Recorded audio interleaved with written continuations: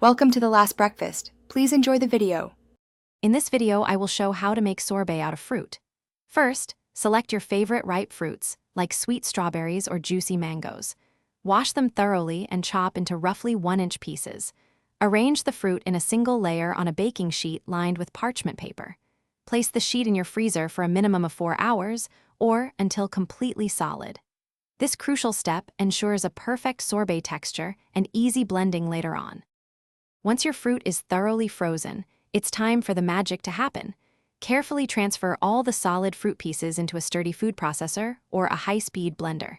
Begin by pulsing the fruit in short bursts, about 30 seconds at a time. You'll notice it breaking down into small, icy crumbs, almost like coarse sand. Remember to pause and scrape down the sides of the bowl with a spatula.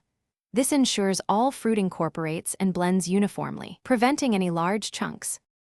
Now, let's enhance the flavor and achieve that perfect sorbet consistency. Add 1 to 2 tablespoons of your preferred liquid sweetener, such as maple syrup or agave nectar, depending on your fruit's natural sweetness. Next, pour in about 2 to 4 tablespoons of a liquid like water or a complementary fruit juice. Start with less and add more if needed.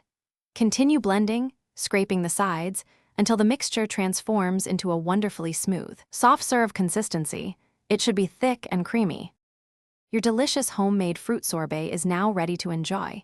For the absolute best texture and flavor, serve it immediately.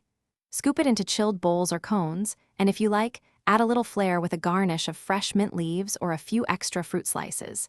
If you have any leftovers, simply transfer them to an airtight container. You can store it in the freezer for up to 1 week, though it's often best enjoyed fresh.